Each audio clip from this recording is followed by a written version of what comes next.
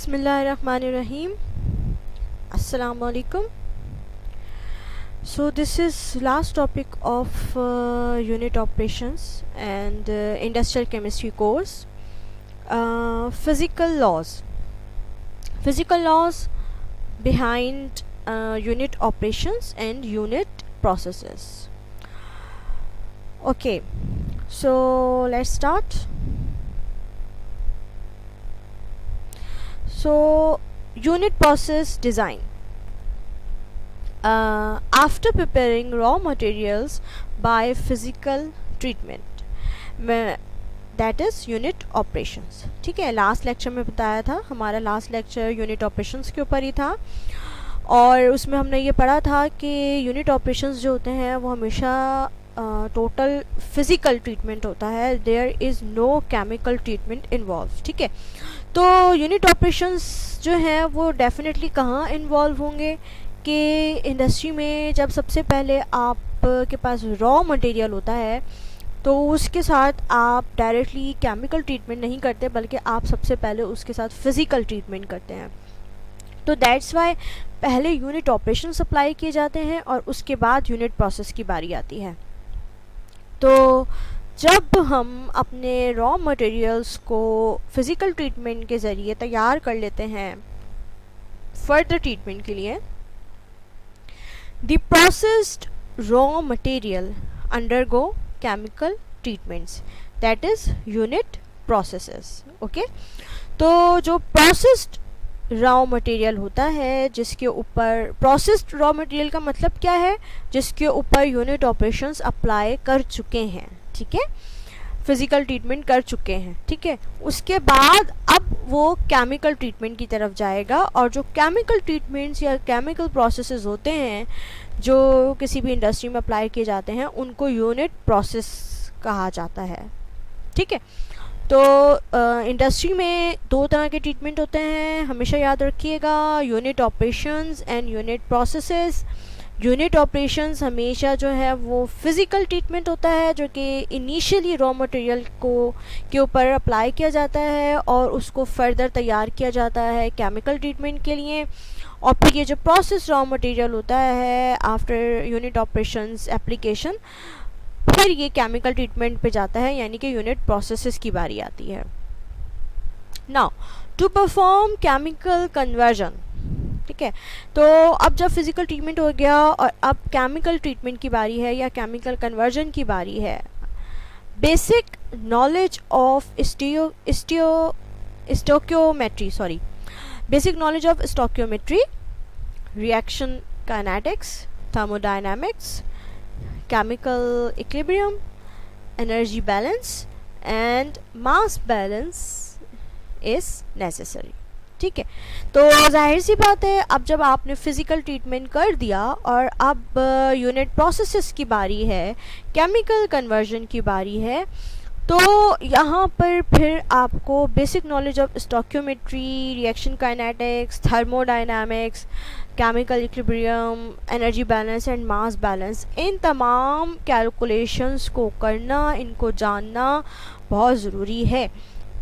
ये सारी कैलकुलेशंस करके ही आपको पता होगा कि आप जो केमिकल कन्वर्जन करने जा रहे हैं उसका प्रोडक्ट क्या होगा और आप उसको ऑप्टिमम रिक्वायरमेंट आप कैसे पूरी कर सकेंगे विद इन योर कैपेबिलिटी. तो इसका मतलब ये हुआ कि हम यूनिट ऑपरेशंस अप्लाई करते हैं जो फ़िज़िकल ट्रीटमेंट्स होते हैं और डेफिनेटली उन फिज़िकल ट्रीटमेंट्स जो हमने लास्ट टाइम पढ़ा भी है यूनिट ऑपरेशंस, उनके ऊपर जो है वो जो प्रोसेसेस, वो जो यूनिट ऑपरेशंस होते हैं उनके ऊपर जो है वो पर्टिकुलर जो है वो फ़िज़िकल लॉज जो है अप्लाई होते हैं जिनकी मदद से वो प्रोसेस हो रहे होते हैं. ठीक है, और वो बहुत ही कॉमन प्रोसेसेस होते हैं. इसके बाद जो यूनिट प्रोसेसेस होने हैं, जो केमिकल कन्वर्जन्स होनी है, वो केमिकल कन्वर्जन्स भी फिज़िकल लॉज फॉलो करती हैं, वेरी कॉमन फिज़िकल लॉज. ठीक है, और वही फिज़िकल लॉज अप्लाई करते हुए आप ये सब मालूम कर सकते हैं कितना कन्वर्जन हुआ प्रोडक्ट में, स्टोइकियोमेट्री जो है वो क्या है, यानी नंबर ऑफ मोल्स क्या है रिएक्टेंट्स के और प्रोडक्ट के। ज़ाहिर बैलेंस इक्वेशन के थ्रू आप इसको मालूम करेंगे। रिएक्शन काइनेटिक्स क्या है, ठीक है, और थर्मोडायनामिक्स क्या है, केमिकल इक्विलिब्रियम किस तरह अटेन हो रहा है, mass balance and energy balance क्या है। ये सब चीज़ें मालूम करके ही आप जो है वो किसी यूनिट प्रोसेस को डिज़ाइन कर सकते हैं। तो इसका मतलब क्या हुआ? इसका मतलब ये हुआ कि आपको उन या हर जो इंडस्ट्रियल केमिस्ट हो गया या जो केमिकल इंजीनियर हो गया, उसको इन तमाम फ़िज़िकल लॉज की, जो कि बिल्कुल प्राइमरी फ़िज़िकल लॉज हैं, इनकी नॉलेज होना बहुत ज़रूरी है। और सबसे बड़ी बात यह है कि ये जो फ़िज़िकल लॉज हैं ये सारे के सारे बहुत ही कॉमन और बहुत ही जिसे कहते हैं ना कि पुराने हैं, इनमें कोई नई चीज़ नहीं है, लेकिन इनकी नॉलेज, ना सिर्फ नॉलेज होना बल्कि इनके ऊपर कमांड होना बहुत ज़रूरी है in order to design your unit process. So basically, three primary physical laws underlying chemical engineering design or unit process design are conversion of mass, conservation of mass, conservation of energy and conservation of momentum. ये बहुत basic laws हैं, ठीक है। The movement of mass and energy around a chemical process are evaluated using mass balances and energy balances laws that apply to discrete parts of equipment, unit operations or an entire plant. In doing so, chemical engineers must also use principles of thermodynamics, reaction kinetics and transport phenomena. ठीक है, तो definitely ये सब कुछ करने के लिए जो है वो कैलकुलेशंस बहुत ज़रूरी होती हैं। वो कैलकुलेशंस मास बैलेंस और एनर्जी बैलेंस की जो होती हैं वो बिल्कुल बेसिक कैलकुलेशन होती हैं, और उसमें जो जिन लॉज को कंसिडर किया जाता है वो डेफिनेटली थर्मोडायनेमिक्स के प्रिंसिपल्स हैं, रिएक्शन काइनेटिक्स के प्रिंसिपल होते हैं, end of course the transport phenomena होता है, ठीक है। तो इन तमाम प्रिंसिपल्स को कंसिडर करते हुए आप जो है वो इम्पॉर्टेंट चीज़ जो कैलकुलेट कर सकते हैं वो mass balance and energy balance है, और ये बहुत ज़रूरी है। इसके बगैर आप कोई यूनिट ऑपरेशन, कोई यूनिट प्रोसेस जो है वो नहीं कर सकते। अच्छा, अब हम बात कर लेते हैं यूनिट सिस्टम्स की, क्योंकि जब आप कोई कैलकुलेशन करने जाएंगे तो इसमें भी प्रॉब्लम यही आता है कि डिफरेंट इंडस्ट्रीज़ अगर डिफरेंट यूनिट्स के बेसिस पे चले तो फिर ये बहुत मुश्किल हो जाता है कि एक कंट्री से दूसरे कंट्री में जो इंडस्ट्रीज़ हैं वो कांस्टेंट वे में रन हो सकें। ज़ाहिर है अगर यूनिट सिस्टम डिफरेंट हैं तो हो सकता है दोनों सेम प्रोसेस कर रहे हों, दोनों सेम प्रोसेस डिज़ाइन हो, लेकिन अगर यूनिट सिस्टम डिफरेंट है तो एक इंडस्ट्री दूसरी इंडस्ट्री की जो है वो यूनिट प्रोसेस को नहीं समझ सकती, या कोई एक सेंट्रलाइज सिस्टम नहीं बन सकता।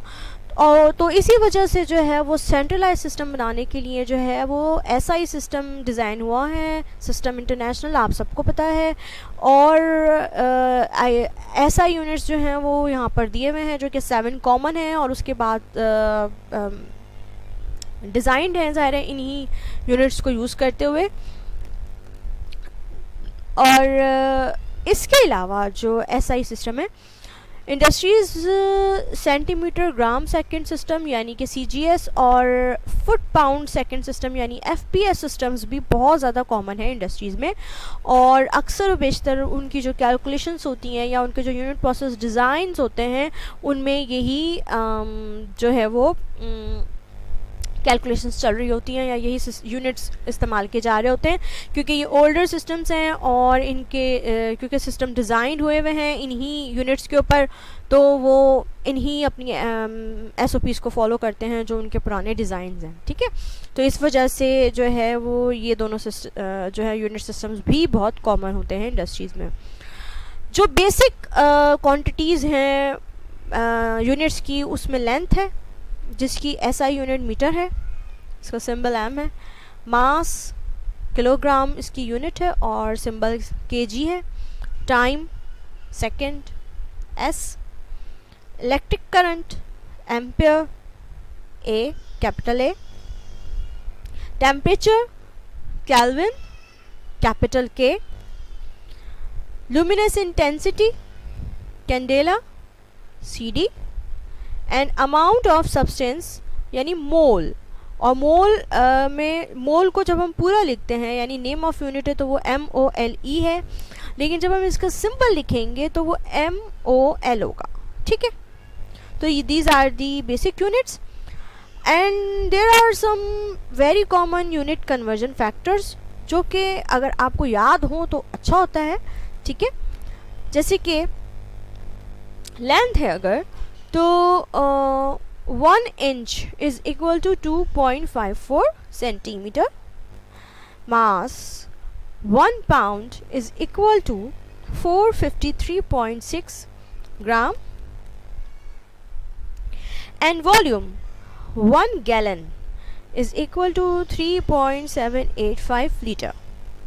इसके अलावा भी मैंने लेंथ, मास एंड वॉल्यूम की कुछ कॉमन कन्वर्जन्स यहाँ दी हुई हैं, जैसे कि ज़्यादातर जो आपको ज़रूरत पड़ेगी वो मीटर से फिट या मीटर से फुट और फुट से मीटर की कन्वर्जन होती है, और मीटर से यार्ड्स की कन्वर्जन भी होती है। अब वो कंजर्वेशन और कन्वर्जन दोनों बहुत ही मिलते जुलते वर्ड्स हैं, और क्योंकि इस पूरी प्रेजेंटेशन में बार बार यूज़ हुए हैं तो मैं थोड़ा सा मेरी ज़बान फिसल जाती है, इसके लिए माजरत।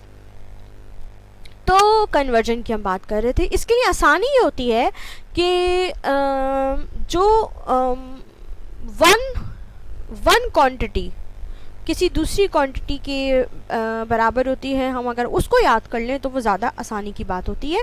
जैसे कि मैं इधर अगर 1 metre is equal to 3.28 foot को मैं अगर याद कर लूँ तो मेरे लिए आसानी हो जाएगी कि मैं फुट से मीटर खुद ही बना सकती हूँ। यानी कि फुट से मीटर पे जाने के लिए मैं क्या करूँगी कि मैं 3.281 को इन्वर्ट कर दूँगी, यानी 1/3.281 कर दूँगी, जो कि 0.3048 के बराबर होगा, ठीक है।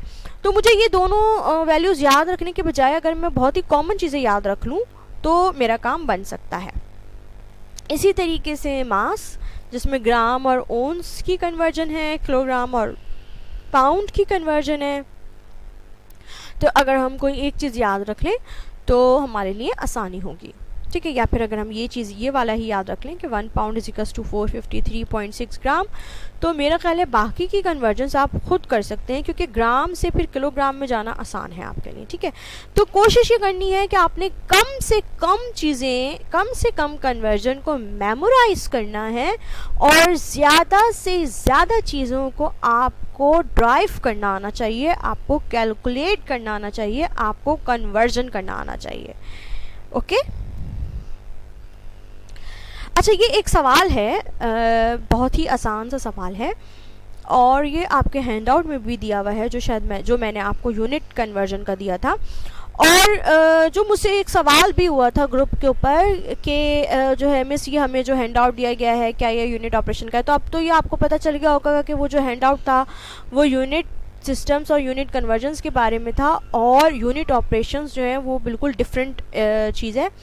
लेकिन वो जो हैंडआउट था यूनिट कन्वर्जन्स का, वो इसलिए था ताकि अब ये जो कैलकुलेशंस आ रही हैं यूनिट प्रोसेस या यूनिट प्रोसेस डिज़ाइन में, आप इन कैलकुलेशंस को अंडरस्टैंड कर सकें, ठीक है। तो इसमें सवाल है the mass of A hydrogen atom is 1.67 exponent minus 18 micrograms and convert this mass into pounds.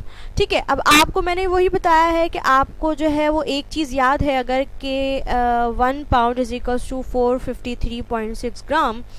ठीक है, आपने सिर्फ यही चीज़ अगर याद कर ली है तो आप इसको आराम से कन्वर्ट कर सकते हैं। ठीक है, बिकॉज माइक्रोग्राम से ग्राम में कन्वर्ट करना कोई मुश्किल बात नहीं है, यू नो दैट। ठीक है, और जब आप इसको माइक्रोग्राम से ग्राम में कन्वर्ट कर लेंगे तो फिर पाउंड में कन्वर्ट करना आसान होगा, क्योंकि आपको ये पता है कि 1 पाउंड इज इक्वल्स टू 453.6 ग्राम।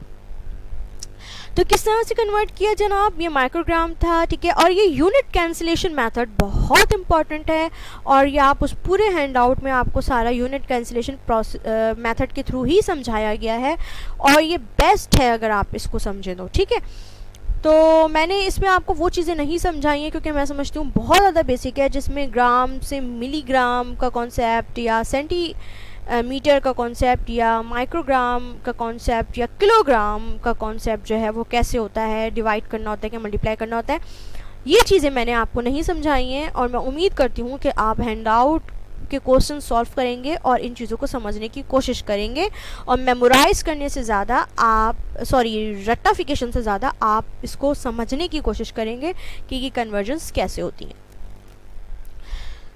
तो यहाँ पर 1 ग्राम कंटेन एक्सपोनेंट 6 माइक्रोग्राम। ठीक है ना, ये बहुत आसान सी बात होती है, क्योंकि माइक्रो का मतलब, अगर से आप सिर्फ माइक्रो का मतलब देखें ना, तो वो एक्सपोनेंट -6 होता है। तो एक्सपोनेंट -6 एक्सपोनेंट 6 को अगर कैंसिल आउट कर देगा तो आपके पास यहाँ पर सिर्फ ग्राम बचेगा, यानी 1 ग्राम इज इक्वल्स टू 1 ग्राम, जो कि बिल्कुल ठीक है। ठीक है, तो लिहाजा आप इसको इस तरह भी कर सकते हैं। तो यहाँ से माइक्रोग्राम से कैंसिल आउट हो जाएगा। ठीक है, और फिर आप 1 पाउंड इज इक्वल्स टू 453.6 ग्राम रखेंगे। ठीक है, और ग्राम को नीचे इसलिए रखेंगे क्योंकि आपने ग्राम को कैंसिल आउट करना है, और पाउंड को ऊपर इसलिए रखेंगे क्योंकि आपका लास्ट आंसर पाउंड में आना चाहिए। ठीक है, तो आप देखेंगे कि खुद ब खुद यूनिट्स भी कैंसिल हो गए। ठीक है, और 1.67 exponent -18 divided by exponent 6 and also divided by 453.6 का जो आंसर आया है हमारे पास वो 3.68 एक्सपोनेंट -27 पाउंड आ गया है। ठीक है, तो this is very easy question, and I hope कि आप इस तरह के डिफरेंट कन्वर्जन्स करके इन चीज़ों को समझने की कोशिश करेंगे, कैलकुलेशंस को। ओके, तो अब हमारे पास जो है वो मुख्तलिफ लॉज आते हैं। मटेरियल बैलेंस क्या है, एनर्जी बैलेंस क्या है। ठीक है, मटेरियल बैलेंस का मतलब मास बैलेंस होता है बेसिकली। ठीक है, तो मैं ऐसा करती हूँ कि मैं जो प्रेजेंटेशन है उसको वहाँ से वाइंड अप करती हूँ, और मटेरियल बैलेंस को फिर मैं दोबारा से शुरू करती हूँ, ताकि आप जो है वो हम इसको अपलोड भी कर सकें।